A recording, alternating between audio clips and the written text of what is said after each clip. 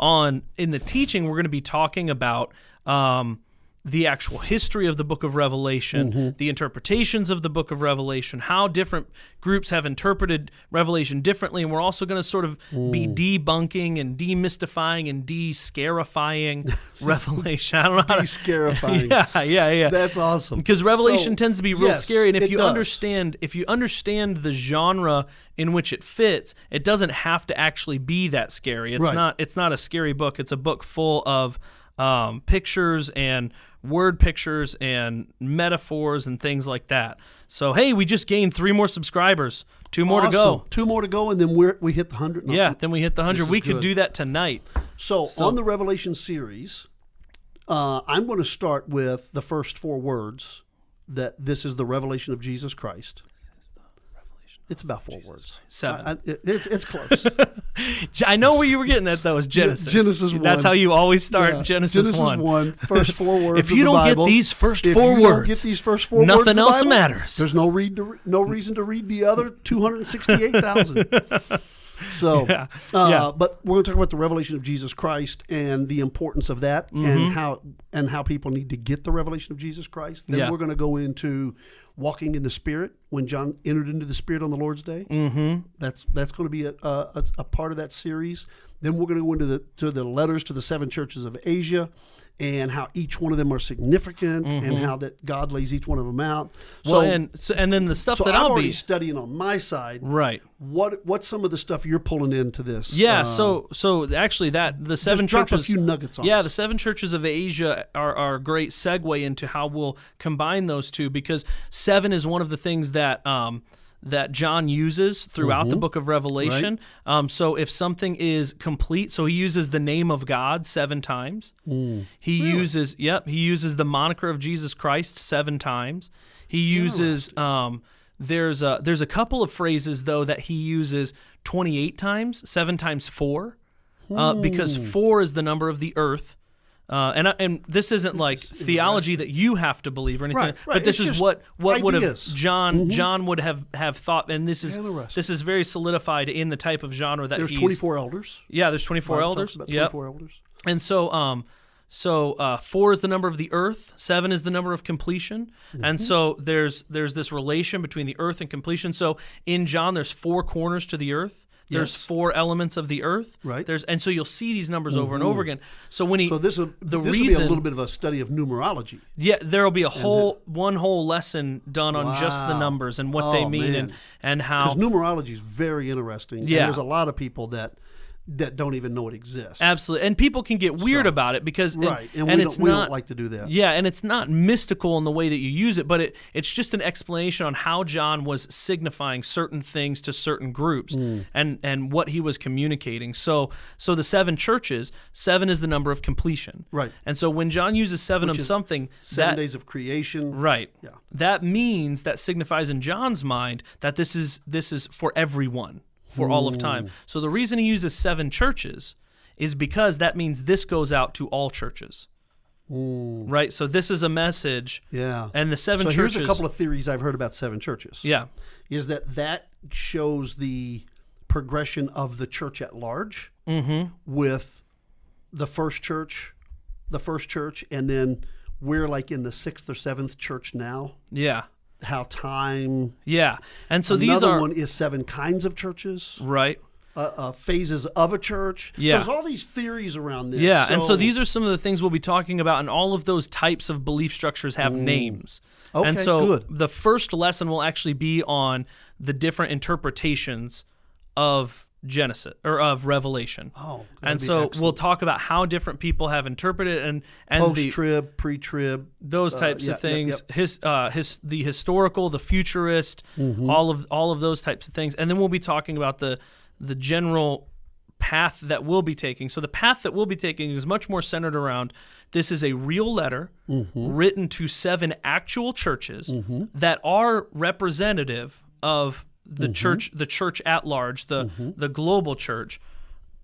Gentry's texting us. He's blowing us up, and this mic is in the way of my. We officially have the URL. We've done it. Nice. 100 subscribers. Kaboom! So now we have to reveal Gentry at some point. Not in this podcast though. He's not dressed for it. He's not actually dressed. It's He's in wild his over here. bathrobe. Yeah, he's in his- Man. so, I wish he wouldn't come to these meetings in his bathrobe. but yeah, and so we'll be talking about all of those things That's awesome. on the deep dive, and I think that is going to be, especially if you've ever been nervous about the Book of Revelation. Yeah, I think a lot of people are, just because it is so freaky. Yeah, and people think so. Okay, one more thing, and then we'll move on from this. So even the title Apocalypse, the way we interpret it is makes it scarier than it has to be, because the genre of the Book of Revelation is called an apocalypse, and most people take that to mean it's the end of the world. But apocalypse is a style of Greek writing which means to reveal. Really? Yeah, and so apocalypses reveal the true nature of things. Because this is interesting. Yeah. I just heard a guy talk that is a professor at a university, and his topic is, the thing that he teaches is apocalyptic fiction. Yeah. That's his whole, he's a professor in apocalyptic fiction. Right. Which is end of the world, chaos, disaster. Yeah. And so he modern, he's talking about. no. It's one of those words that it can have multiple meanings. Well, it changed over time. So because the colloquial meaning, because when people say apocalypse, you and I just mean the end of the world. Right. There became apocalyptic and post-apocalyptic fiction and all of that type of stuff. Whereas the style of writing, and that's what for them what it meant was to reveal the truth. And so actually Daniel is apocalyptic writing.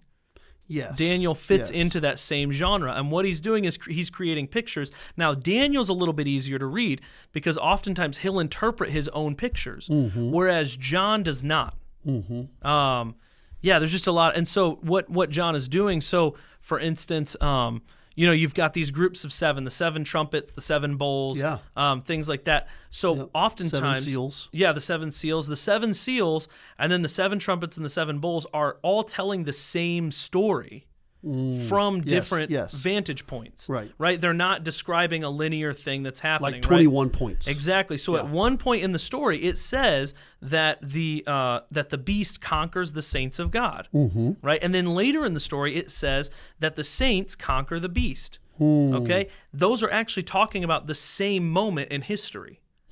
But it's revealing the truth.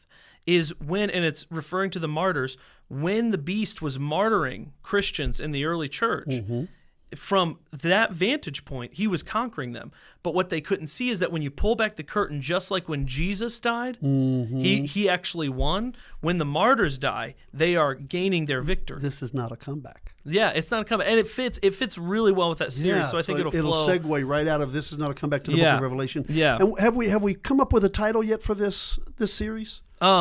We have not yet. Because your mom is pushing us to the Victory of the King. Victory of our King, yeah. The Victory of our King. Which I like, but I also kind of would like to... You want it to be a little darker. A little darker, yeah, I think. Or maybe just call it Apocalypse or something, I don't know. So we're kind of discussing that, but we've got some artwork in mind and some potential promo videos and things like that. So so this would be a great series because right now, everything that's going on... Yeah. I mean, with the coronavirus and all of the riots and problems around the world, and just it seems like the whole world's gotten kind of off of its axis a little bit. People are asking questions. Yeah. Like, is this the end of the world? Yeah. I mean, are we getting ready for the Antichrist to take over? Yeah. And I think this is perfect timing for people to jump on board with this. And so if those of you that are watching, if you know people that are interested in the Book of Revelation, or they're fearful, if they're afraid of what's happening in the world right now, or afraid of even the book. The Bible actually says, the first chapter of Revelation, it says it's like in the first 10 verses, I think maybe verse 7 or something, blessed are those who read this book. Yeah.